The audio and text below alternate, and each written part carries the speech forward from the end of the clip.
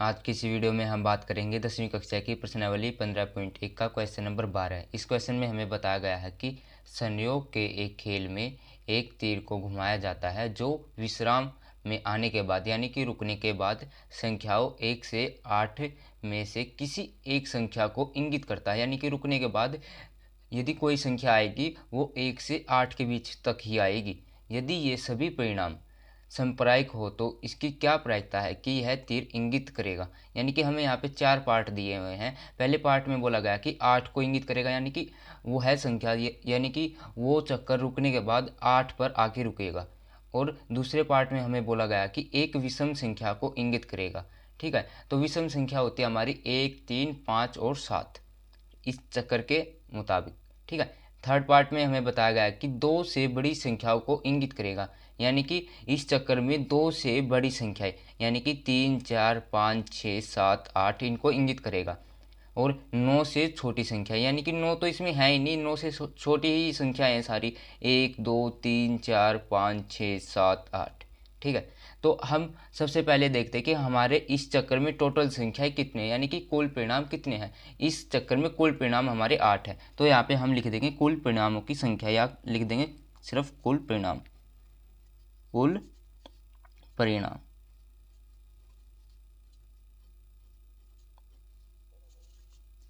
कुल परिणाम है हमारे पास 8। अब हम फर्स्ट पार्ट को लेते हैं। फर्स्ट पार्ट में हमें क्या निकालना था, 8 को इंगित करेगा, यानी कि इस चक्कर को के रुकने के बाद वह चक्कर 8 पर आके रुकेगा।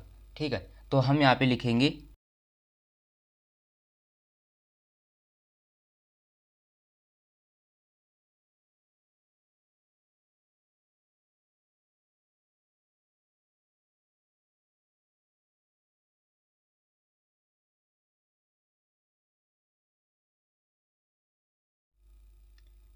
चूंकि चक्कर पर 8 का एक ही अंक है, इस चक्कर पे 8 एक ही बार लिखा हुआ है, तो यहाँ पे हम लिखेंगे अनुकूल परिणामों की संख्या।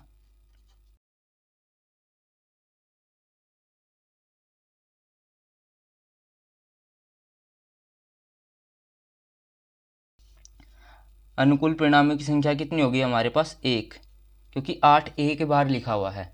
तो हमें यहाँ पे निकालनी थी 8 आने की प्रायिकता।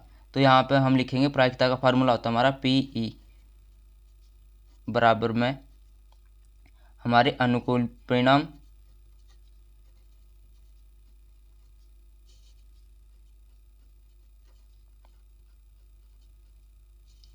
डिवाइड बाय में होते हैं हमारे कुल परिणाम।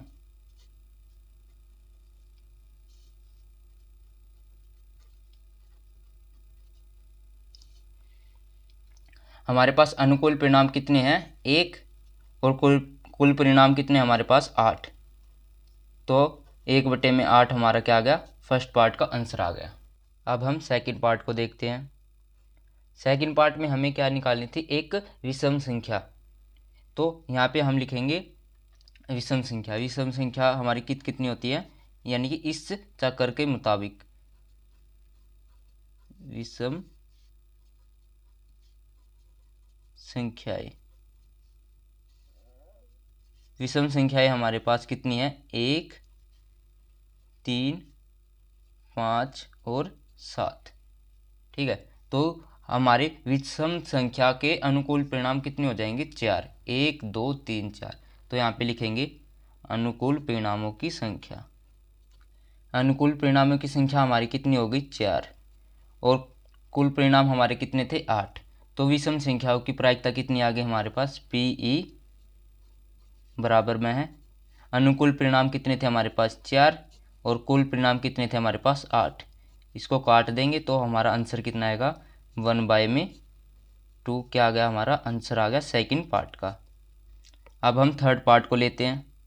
थर्ड पार्ट में हमें क्या बोला गया था कि 2 से बड़ी संख्या है, तो यहाँ पे हम लिखेंगे 2 से बड़ी संख्याएं।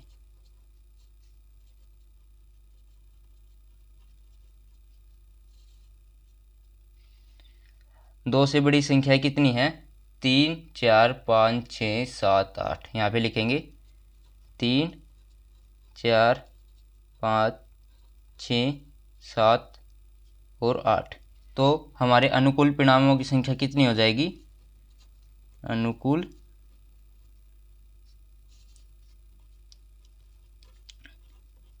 परिणामों की संख्या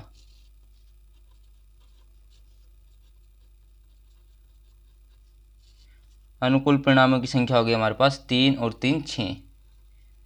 अब हमें 2 से बड़ी संख्या की हमें क्या निकालनी थी? प्रायिकता। तो यहाँ पे हम प्रायिकता का फार्मूला लगा देंगे। प्रायिकता का फार्मूला क्या होता है? अनुकूल परिणाम डिवाइड बाय में कुल परिणाम। अनुकूल परिणाम हमने निकाल लिए, कितने हैं? 6। और कुल परिणाम हमारे पास कितने थे? 8। अब इसको काट देंगे, 2 से कट जाएगा ये, 2 3 6 और 2 चौके 8। तो 3/4 हमारा क्या आ गया? आंसर आ गया। कौन से पार्ट का? थर्ड पार्ट का।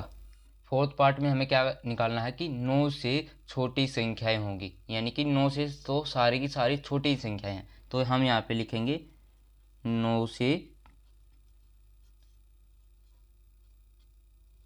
छोटी संख्याएं।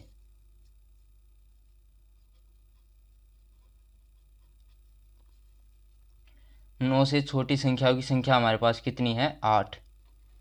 और ये क्या हो गए हमारे अनुकूल परिणाम।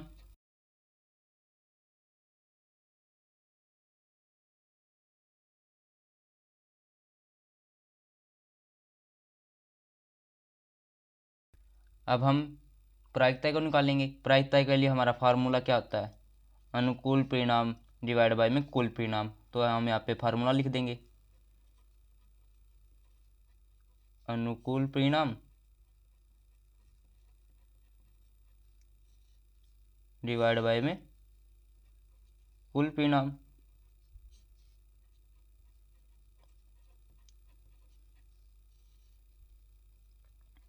अनुकूल परिणामों की संख्या हमें अभी अभी ज्ञात की थी, 8 है।